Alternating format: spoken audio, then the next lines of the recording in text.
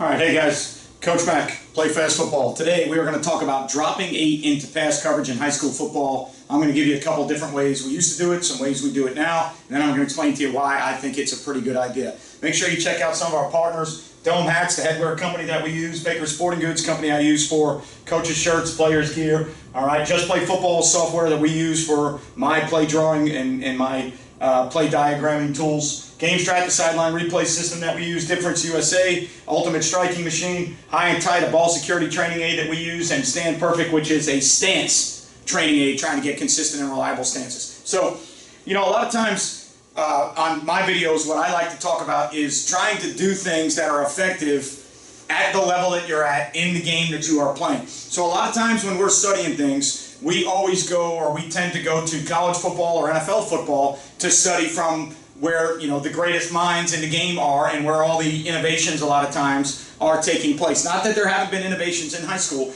but a lot of the innovations are taking place at the higher levels and then they trickle down. So we're usually getting our information from NFL film, NFL teams, college film, college teams, college clinics, college camps that we go to and talk to coaches. So normally as a high school coach, that's where we're getting our information from. If you are a junior high or a Pop Warner guy, your information's coming either from high school coaches in your area or clinics that you go to, college, NFL. It's all the same thing. It's kind of a trickle-down theory.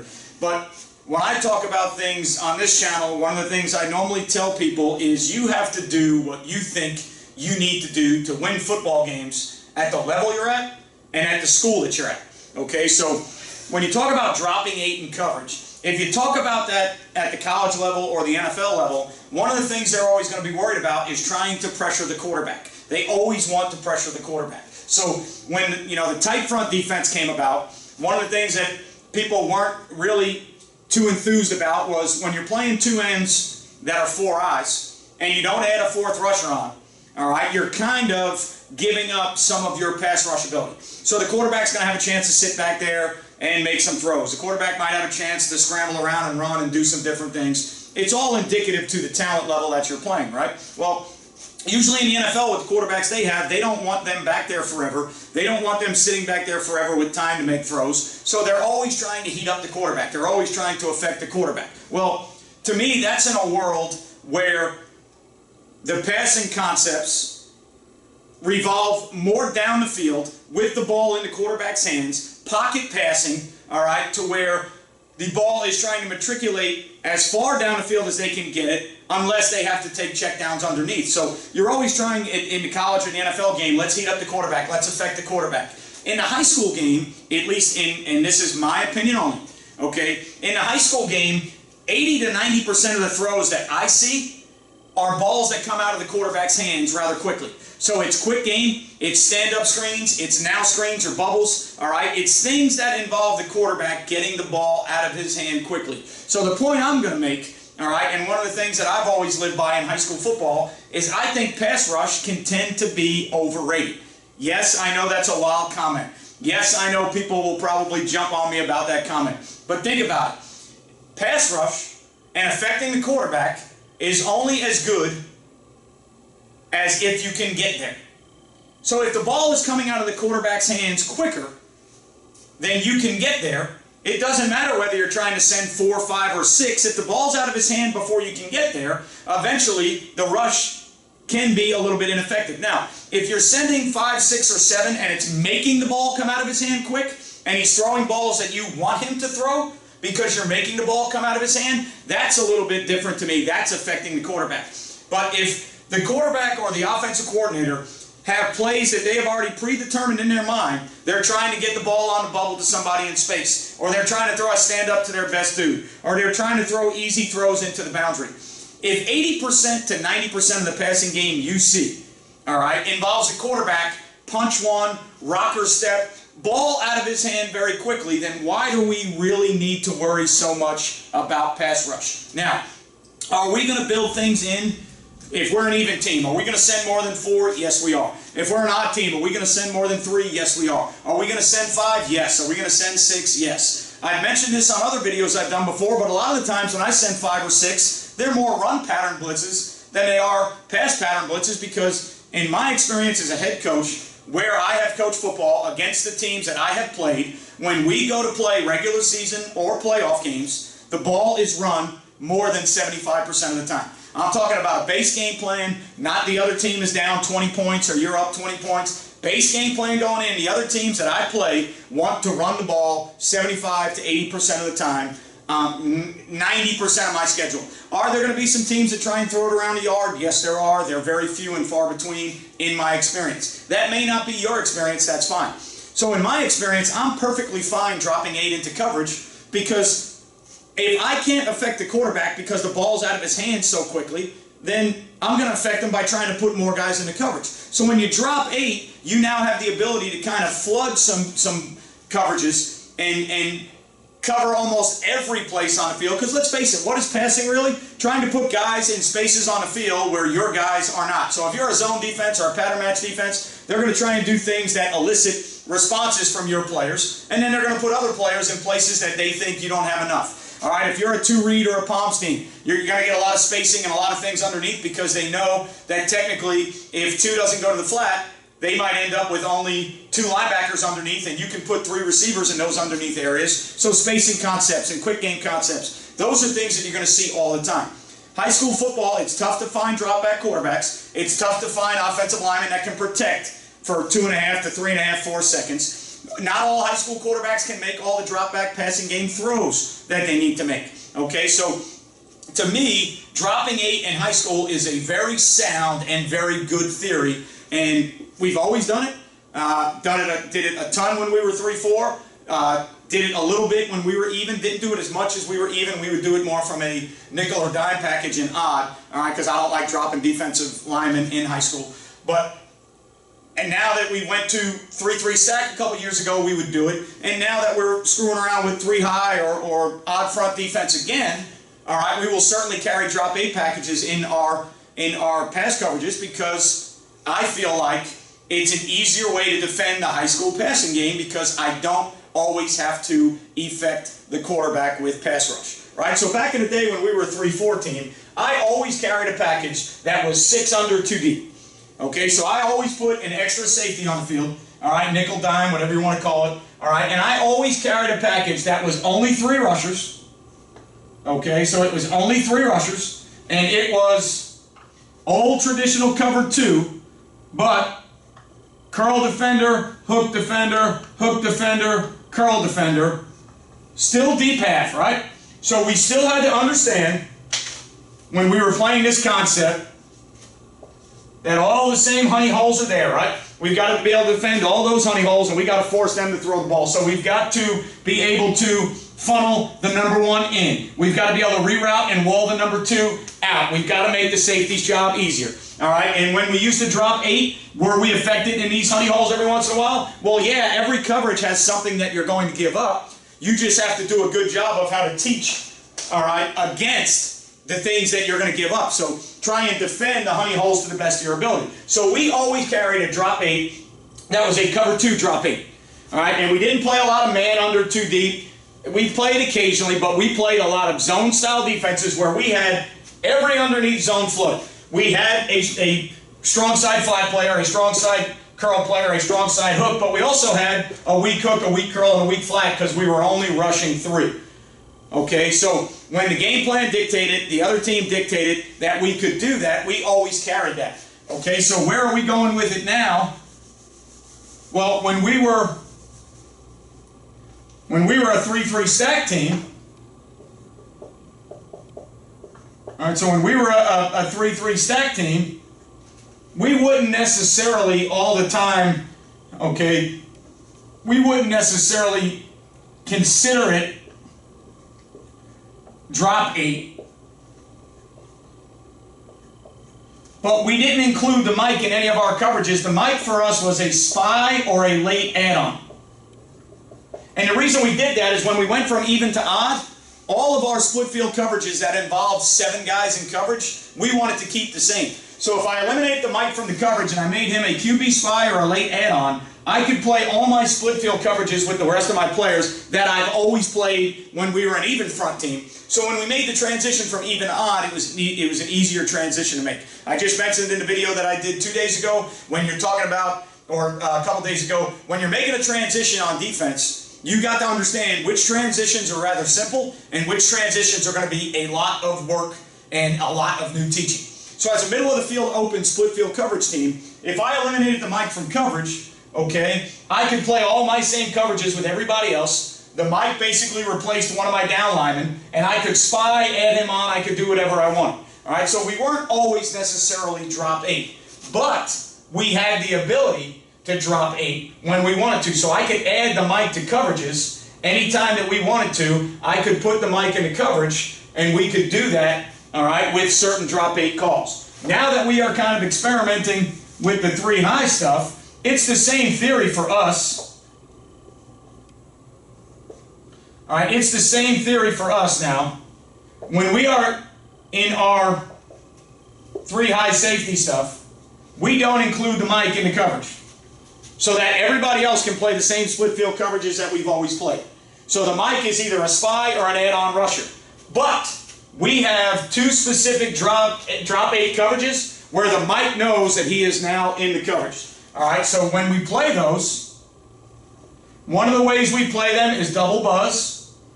So both safeties buzz down to be flat players. Middle safety defends the middle of the field. Deep third, deep third. What have we created now? All right, we've now created a hook defender, strong curl, hook, all right, flat defender, flat defender.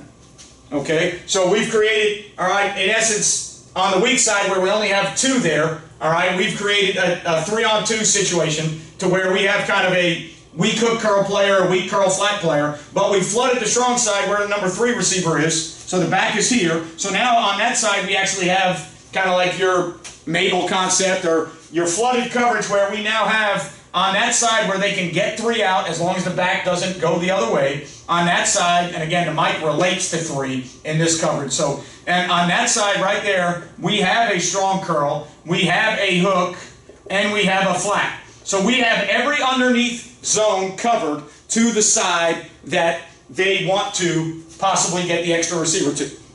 Right? So double buzz 3D. Of course now, again, just like we talked about honey holes, right?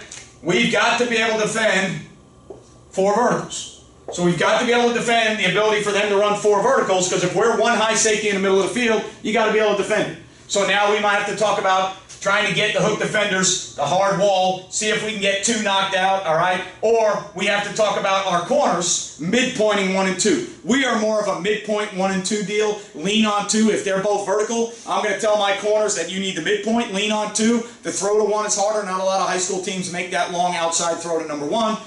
The flat defender, the safety that's buzzing down, has to understand what depth to get to, all right? And on my Patreon site, I used some 7-on-7 film that we had of us getting beat in this coverage because the curl flat or the flat defender, the safety that buzzes down under 1, okay, drops it 6 yards deep and they run sail over his head. We want to drop with a little more depth than that, make the ball get thrown underneath, always cover back to front. Okay, so what we do here is we create 5 under 3D. So it gives us an extra underneath player in 3 deep coverage, okay? One of the other things we do is we play a very similar theory of coverage, and we do it as a double trap or a double, all right, a double cloud theory, if you, so to speak, however you want to look at it. So we'll do it the other way, where we'll keep the corners down as the flat players, double cloud. The safeties will go back to play the third. The middle safety plays the middle third. And now we still have the underneath curl player, strong hook to 3, hook curl on the weak side, but they've only got those 2 players on the weak side, so we should feel like we're okay. The extra receiver is here as long as he doesn't jog, motion, get over here, and then release. Now the Mike's got to relate, so if 3 went here, the Mike would actually push that hook to curl there. Right? So we're still trying to relate to routes. We're not exactly matching them, but what we're doing is we're trying to flood underneath zones with as many guys as possible.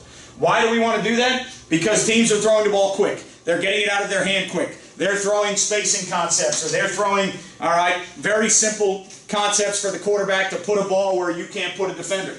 Okay, so your pass rush, to me, okay, is only as effective depth is a better word. Let's just make it easy. Timing of release. So your pass rush is only as effective as the timing of the release of the quarterback. If you're playing teams where 90% of their passing game is punch one, rocker step, ball out, like I said, nows, bubbles, quick game. If you're playing teams like that, you may want to think about not worrying about pass rush and worrying more about coverage. Why? Because your pass rush probably can't get there anyways because the ball's constantly out of the quarterback's hands. So to me, dropping 8 in pass coverage in high school football, I think is a very logical idea.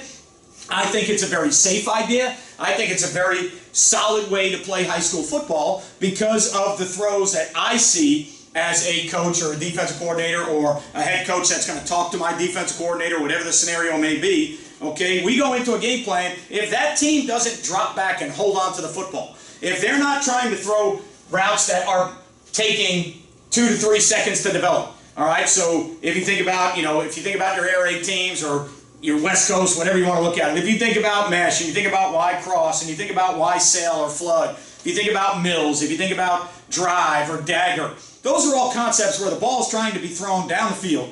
The routes are going to be a little bit deeper.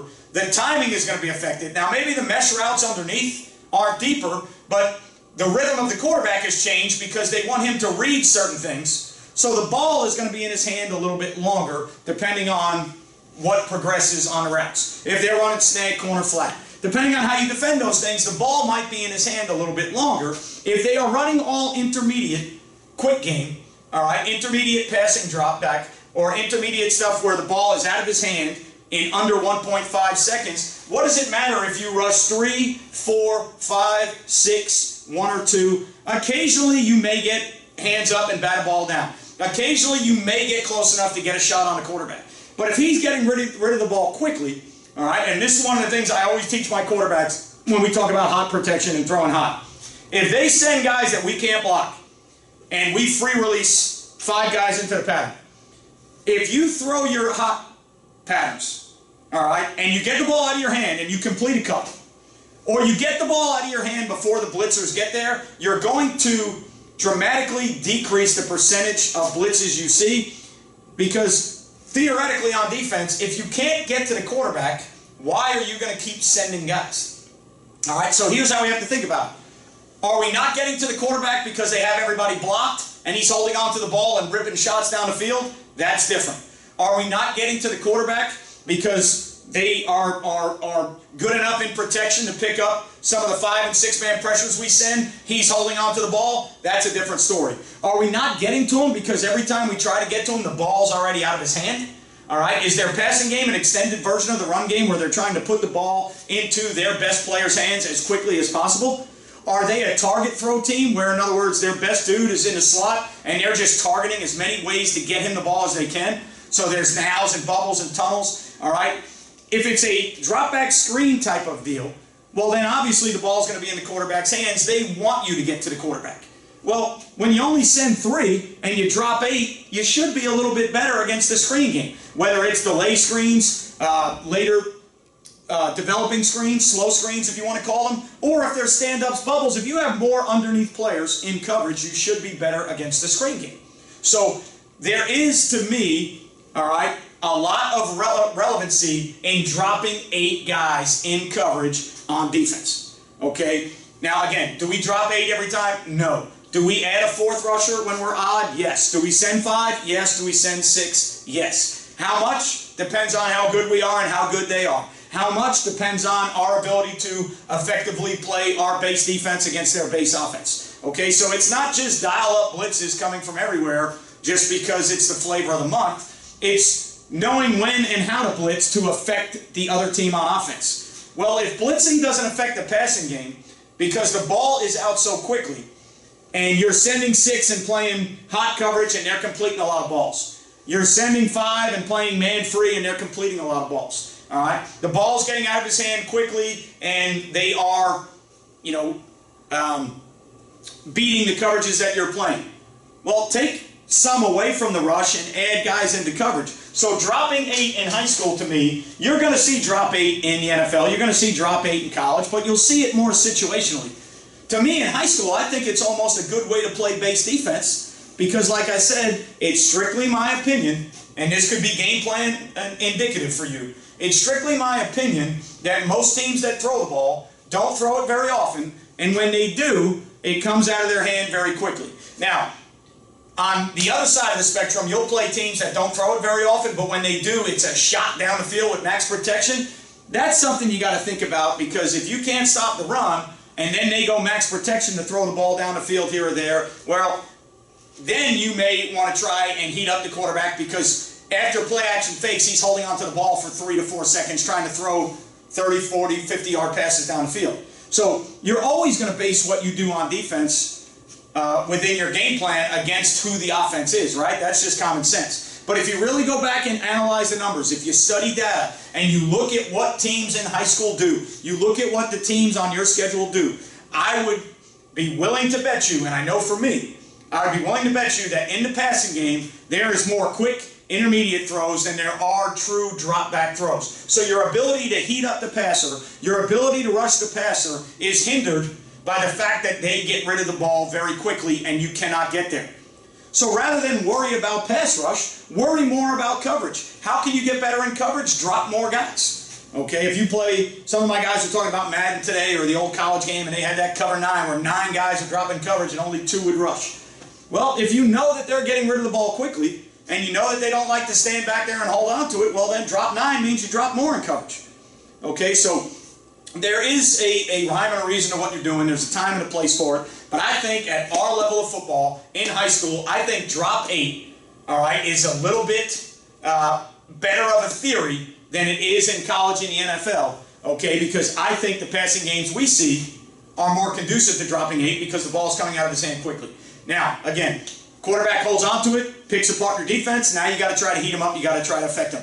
Everybody wants to affect the quarterback. Everybody wants to get on the quarterback, because you know if you can affect the quarterback and rattle the quarterback and change things for him, you have a chance to win the game. Well, how can you really affect him if he never holds on to the ball longer than 1.5 seconds? All right, something to think about. Traditional, don't know. All right, thinking out of the box, I don't know, but I am not afraid to drop 8 because the passing games I see, I'm not so worried about heating up the quarterback. I can tell you right now, there are very, very few game plans that I go into where I really worry about how I'm going to attack the protection, which way the center turns, what the back's doing. I know that that is one of the top 2 or 3 things that defensive coordinators look at when they're developing a game plan. How can we affect the pass protection? How can we get after the quarterback? Which way does the center turn? If they're 10 personnel, does the center turn to the boundary? Does he turn to the field? Does he turn away from the back every time? How can we set up our blitzes so that when we blitz, we know we're getting the right matchups that we want? Obviously, that's a huge part of defensive football.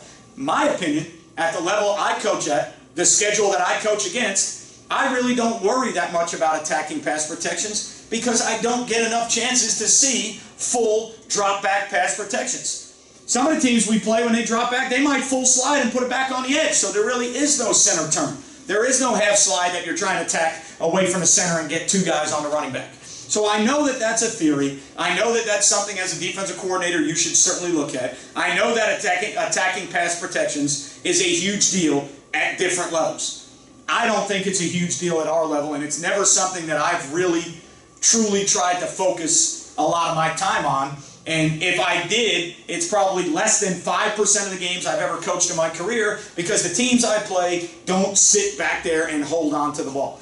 All right, so we've got to win. We've got to win at the level we're at. We've got to do things that help us win at the level we're at.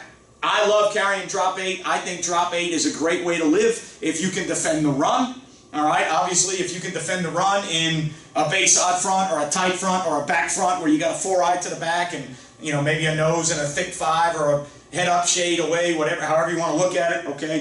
I think it's a great way to play if you can stop the run. And then when you drop 8, I think it's a great way to defend some of the things that you have trouble defending in your normal pattern match or some of the other concepts you might be playing because you're dropping an extra guy in coverage. All right? I hope this video helps. As always, all right, if you're not a subscriber, please subscribe to the channel. If you turn your notifications on, you will know every time that I do a video or every time I go on YouTube Live.